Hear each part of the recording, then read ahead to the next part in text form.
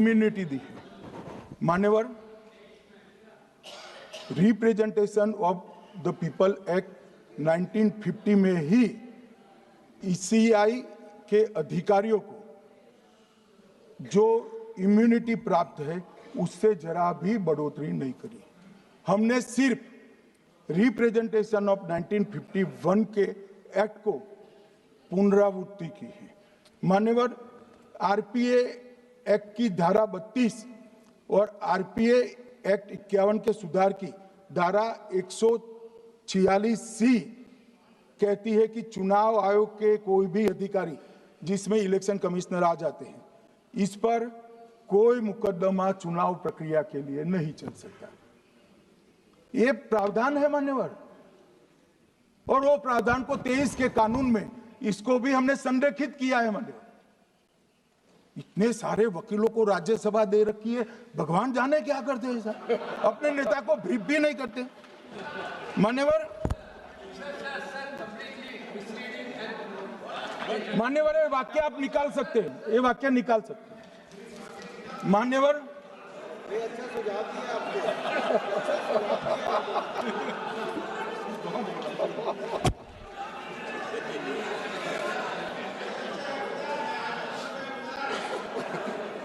मान्यवर, फिर ये सब हो रहा कल देर रात को मान्यवर मैं मेरा भाषण तैयार कर रहा, तो मैंने अपने आप को पूछा कि ये सब इतना स्पष्ट है तो ये मुद्दा क्यों उठा रहे। मेरी समझ में अगर इतना पढ़कर आता है तो उन्होंने भी तो पढ़ा होगा। ये मुद्दा क्यों उठा रहे? मूल मुद्दा है अवैध घुसपैठियों को मतदाता सूची में रखने। इन लोगों ने मान्यवर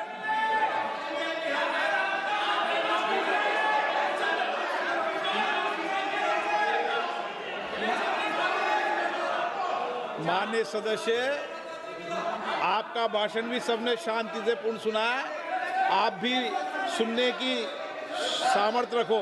नहीं, आप सुनने की सामर्थ्य रखो। नो, प्लीज बैठिए, प्लीज बैठिए, सुनो, पूरा भाषण सुनो। आप जब बोलते हैं तो इधर भी सुनते हैं, आप भी इधर भी बोलते हैं, इधर सुने। गृह मंत्री इलेक्शन रिजल्ट के लिए बात बोलता सर।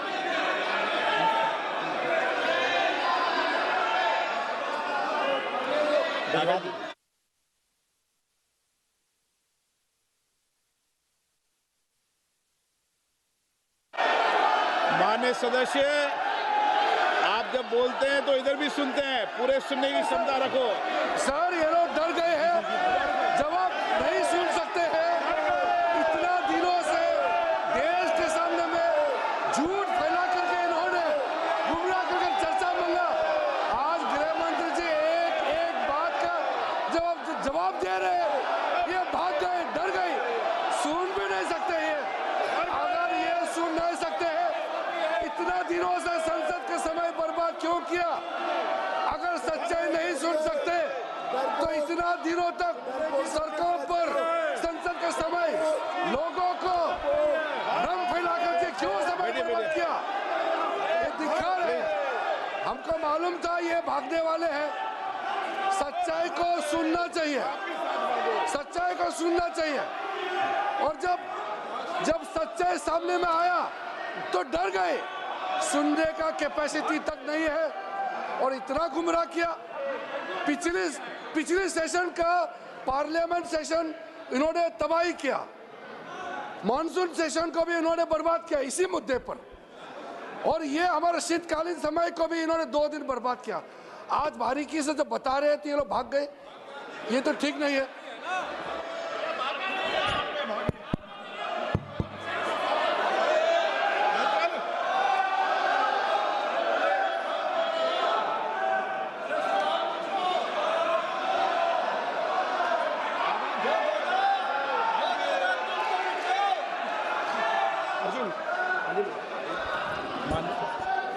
मान्यवर, ये 200 बार भी बहसकार करेंगे, एक भी अवैध घुसपैठियों को इस देश में हम वोट नहीं देंगे।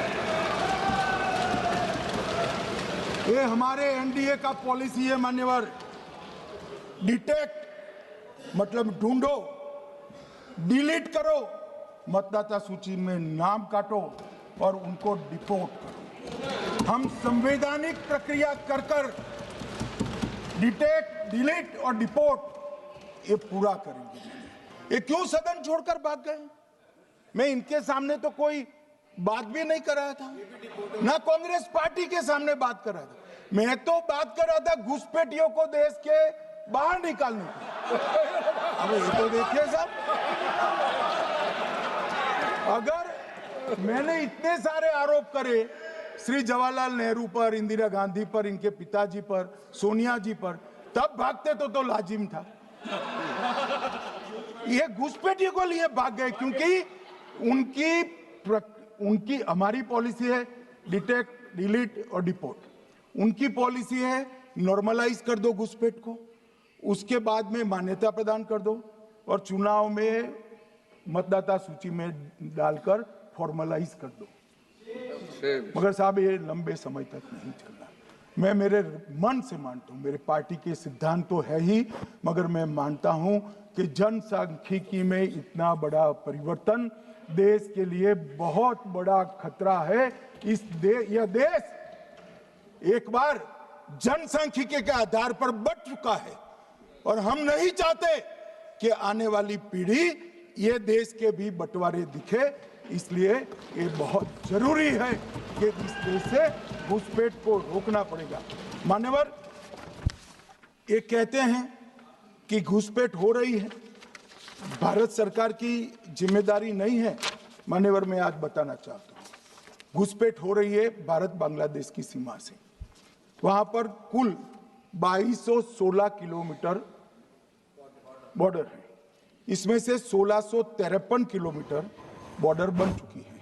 अब 563 कहां बाकी रही है मान्यवर मालूम है? केवल और केवल एक राज्य बंगाल।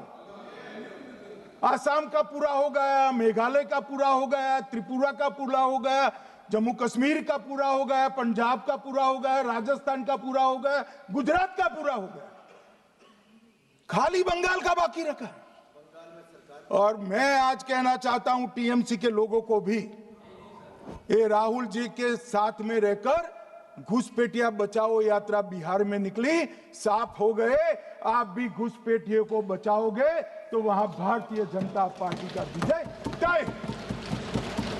मान्यवर, ये कहते हैं कि घुसपैठ क्यों हो रही? आप बॉर्डर नहीं बनाने देते, फेंसिंग नहीं करने दोगे, घुसपैठ नहीं होगी। फिर भी चलो, मैं पूछना चाहता हूं कि घुसपैठ होकर सबसे पहले घुसपैठिया कहां आता है? कहां आता है? तो गांव में आता है। पटवारी को मालूम नहीं पड़ता, गांव के थाने वाले को मालूम नहीं पड़ता। इसकी मतदाता सूची में नाम डालने के लिए आधार कार्ड कहां बनता है? वहीं बनता है। उसका राशन कार्ड कहां बनता है? बंगाल में बनता है। और मतदाता सूची में कौन सी मतदाता सूची में ऐड होता है? तो बंगाल में होते। आपकी कोई जिम्मेदारी नहीं है। मान्यवर, ये देश के भविष्य और सुरक्षा के साथ खिलवाड़ कर रहे।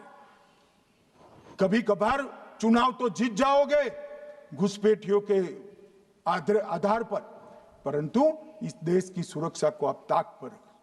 मैं आज कहना चाहता हूं मान्यवर, बिहार की जनता ने एक बहुत महान फैसला किया है घुसपैठिया बचाओ यात्रा के खिलाफ जनादेश दिया। और बंगाल भी ये करने जा रहा है मान्यवर, आने वाले दिनों में करेंगे, उनको मालूम नहीं। मान्यवर, मैं एक कल राहुल गांधी जी ने एक विषय कहा था कि सारी संवैधानिक संस्थाएं आपने करप्ट कर दी। मैंने पूरा बताया कि चुनाव आयोग की नियुक्ति के पहले क्या नियम थे। उन्होंने ये कहा कि महत्वपूर्ण पद पर आरएसएस की विचारधारा के लोग रख लिए जाते हैं। तो इसमें क्या आपत्ति है भाई? क्या इस देश में कोई कानून बना है कि आरएसएस की विचारधारा वाले हैं उनको कोई महत्वपूर्ण? अरे इस देश का प्रधानमंत्री आरएसएस की विचारधारा वाला है, इस देश का गृह मंत्री आरएसएस की विचारधारा वाला है और जनादेश से बनकर आए, आपकी कृपा से बनकर नहीं आए। मान्यवर, मगर उन्होंने क्या किया था वो मैं फिर बताना चाहता हूं। 1969 में इस देश का राष्ट्रपति का चुनाव हुआ।